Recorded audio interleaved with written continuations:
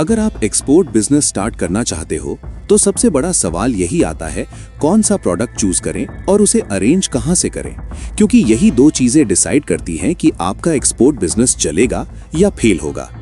आज इस वीडियो में मैं आपको स्टेप बाय स्टेप बताऊंगा कि सही प्रोडक्ट कैसे चूज करें और रिलायबल सप्लायर कहां से ढूंढें। पार्ट 1, प्रोडक्ट सिलेक्शन का बेसिक रूल। सबसे पहले एक रूल समझ लो, एक्सपोर्ट बिजनेस में वही प्रोडक्ट चूज करो जिसकी डिमांड इंटरनेशनल मार्केट में हो, कि जिसकी सप्लाई इंडिया में आसानी से मिल जाए। अगर डिमांड नहीं है तो सेल नहीं होगी, अगर सप्लाई नहीं है तो डील फेल हो जाएगी। पार्ट 2, डिमांड कैसे चेक करें। आपको प्रोडक्ट ब्लाइंडली नहीं चुनना है। आप चेक करो Google search, B2B websites, market trend. Search example, rice importer UAE, spices demand USA। अगर बायर्स ऑलरेडी सर्च कर रहे हैं तो डिमांड है। Part 3, beginner friendly products. अगर आप बिगिनर हो तो सिंपल प्रोडक्ट से स्टार्ट करो, जैसे rice, spices, dry fruits, vegetables. इनमें डिमांड स्टेबल रहती है। पार्ट 4, कंट्री मैच करना। प्रोडक्ट सिलेक्ट करने के बाद नेक्स्ट स्टेप है कंट्री चूज करना। एग्जाम्पल, राइस UAE या सऊदी, स्पाइसेस USA या Europe, vegetables middle east. Right product plus right country equals fast deal. Part 5, supplier कहां से ढूंढें। अब सबसे इंपॉर्टेंट सवाल, प्रोडक्ट अरेंज कहां से करें। आप सप्लायर ढूंढ सकते हो लोकल मार्केट, होलसेल मंडी, मैन्युफैक्चरर। लोकल मार्केट सबसे इजी ऑप्शन है बिगिनर्स के लिए। पार्ट 6, सप्लायर से बात कैसे करें। सप्लायर से बात करते समय प्राइस पूछो, क्वालिटी चेक करो, स्टॉक अवेलेबिलिटी पूछो और सबसे इंपॉर्टेंट, क्लियर बोलो कि आप एक्सपोर्ट के लिए काम कर रहे हो। Part 7, supplier selection mistakes. Beginners की गलती, सस्ता सप्लायर चुन लेते हैं, क्वालिटी चेक नहीं करते, रिजल्ट बायर रिजेक्ट, लॉस। हमेशा क्वालिटी कॉम्प्रोमाइज मत करो।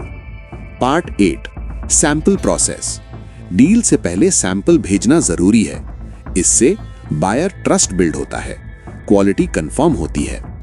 कंक्लूजन, तो दोस्तों, एक्सपोर्ट बिजनेस में सक्सेस का सीक्रेट है right product, right supplier, right market. अगर आप ये 3 चीजें सही करते हो तो एक्सपोर्ट बिजनेस आपके लिए अपॉर्चुनिटी बन सकता है। Part 9, supplier comparison. अब जब आपके पास 2-3 सप्लायर मिल जाएं, तो नेक्स्ट स्टेप होता है कंपैरिजन करना। आपको ये देखना है किसका प्राइस बेटर है, किसकी क्वालिटी स्टेबल है, कौन टाइम पर डिलीवरी देता है। हमेशा एक ही सप्लायर पर डिपेंड मत रहो, बैकअप रखना जरूरी है।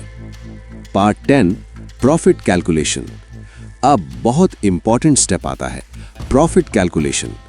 आपको कैलकुलेट करना है product cost, packing cost, transport, shipping, और उसके बाद अपना मार्जिन ऐड करना है।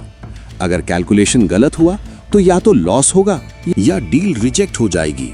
पार्ट 11, बायर एक्सपेक्टेशन समझना। हर बायर की एक्सपेक्टेशन अलग होती है।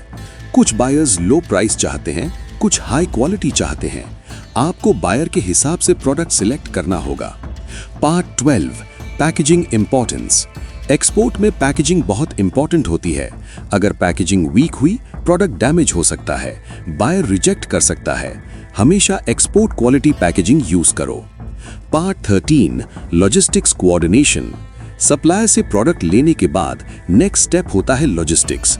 आपको देखना होता है ट्रांसपोर्ट कैसे जाएगा, पोर्ट तक कैसे पहुंचेगा, कंटेनर कब लोड होगा, ये पूरा प्रोसेस समझना जरूरी है। Part 14, continuous communication. सप्लायर और बायर दोनों के साथ कांटेक्ट में रहना जरूरी है। आपको अपडेट्स देना, स्टेटस बताना, डिले अवॉइड करना। कम्युनिकेशन स्ट्रांग होगा तो ट्रस्ट बनेगा। Part 15, risk management.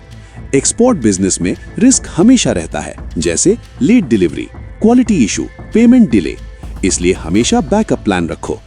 Part 16, long term supplier relation. एक बार अच्छा सप्लायर मिल जाए तो उसके साथ लॉन्ग टर्म रिलेशन बनाओ, इससे बेटर प्राइस मिलेगा, प्रायोरिटी सपोर्ट मिलेगा। यही स्मार्ट एक्सपोर्टर्स करते हैं। Part 17, scaling strategy. जब आपकी 1-2 डील्स हो जाएं, तो नेक्स्ट स्टेप होता है स्केल करना।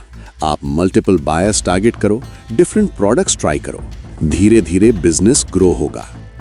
कंक्लूजन, प्रोडक्ट चूज करना और सप्लायर अरेंज करना एक्सपोर्ट बिजनेस का सबसे इंपॉर्टेंट फाउंडेशन है। अगर आपने शुरुआत सही की तो आगे का सफर आसान हो जाएगा, लेकिन अगर शुरुआत गलत हुई तो मेहनत बाद भी रिजल्ट नहीं मिलेगा।